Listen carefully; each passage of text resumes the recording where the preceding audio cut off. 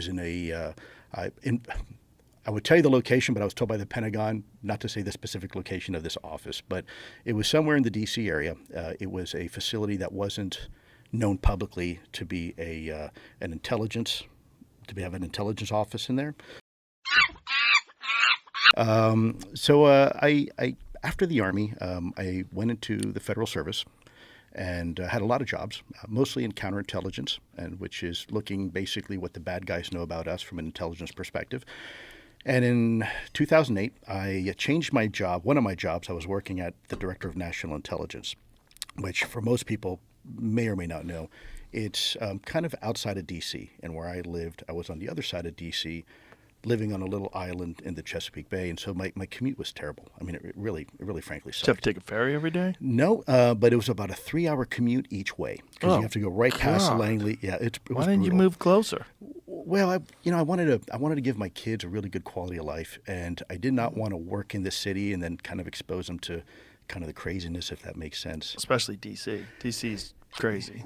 Especially with kids, right? Yeah. So kind of nuts that they don't clean up the capital of the fucking country. It seems like, brother, it's kind of indicative of the rot the whole country is involved in. It's such a disgrace because you bring these foreign dignitaries, and the first thing they see is just the dereliction of it, and it's a very poor reflection on really what the American spirit is about. But that's for another conversation. Yeah, it seems like they could fix that. Yeah, especially in that place. Yeah, one would hope, right? Yeah, I mean, Jesus Christ, it's the nation's capital. Yeah. So I was offered a job to go back to the Pentagon in 2008 for a little while and basically run the integration between national level intelligence information and local and state and tribal law enforcement. So after 9/11, the country realized that we had a significant problem getting national level information down to the cops on the ground that could actually do something about it. Why? Because he didn't have security clearances. So they weren't allowed to be provided that information. So one of my jobs was to try to help fix that. And shortly thereafter, I got there in 2008. It was probably early 2009 is when I was approached by two individuals who came to me and they said, look, we'd like to consider you for a program that we're part of. It's a very nuanced program, very secretive program. Now, when you're in the government, you hear that all the time. It's not, people look at and they say, oh, you have a secret clearance or a top secret clearance.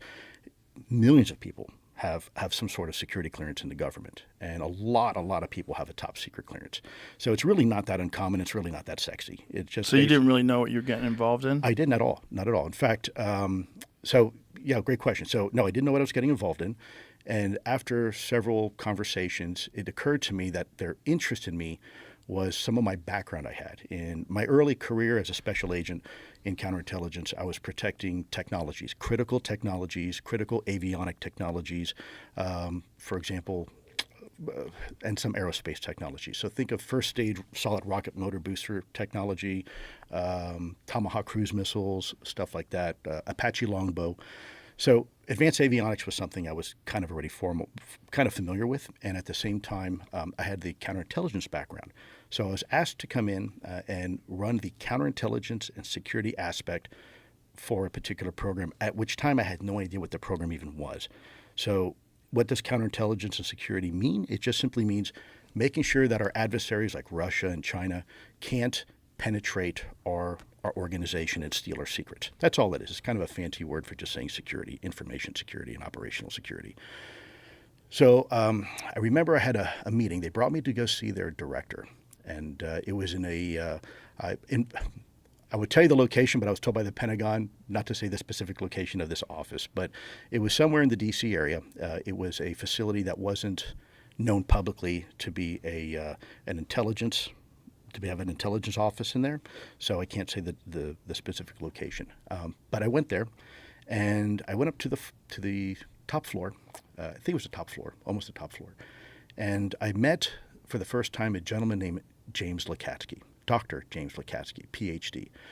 And this guy was the epitome of a rocket scientist. And when I say the epitome, I mean he was probably, and there's no exaggeration, the number one rocket scientist in the U.S. government. Now, he's a humble guy, so he'll probably tell you he wasn't, but he really was. He's an amazing human being and very smart.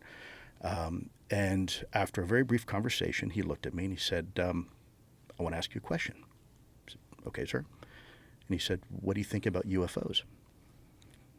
I said, well, I answered truthfully. I said, I don't. And he said, well, what do you mean? You don't believe in them? And I said, no, that's not what I said. You asked me if I think, what do I think about UFOs? And frankly, I don't think about UFOs. I really don't have the luxury to think about them. I'm too busy, working intelligence operations and whatnot.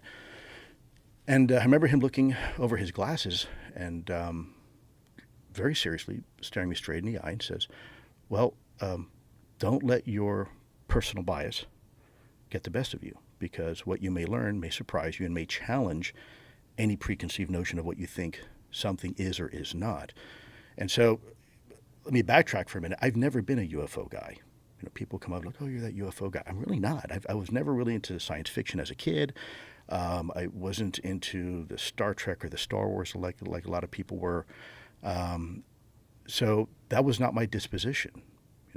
I grew up, I guess, playing G.I. Joe and stuff like that. So that wasn't my background. And certainly in college, I studied microbiology and immunology with a focus on parasitology, not parapsychology, the study of parasites, parasitology. So the scientific method has always been something that has been near and dear to me. And then, of course, later on as a special agent, that when you're conducting investigations, for me, I was always very fact-driven, kind of the old gumshoe, if you will, just the facts, ma'am, sort of guy.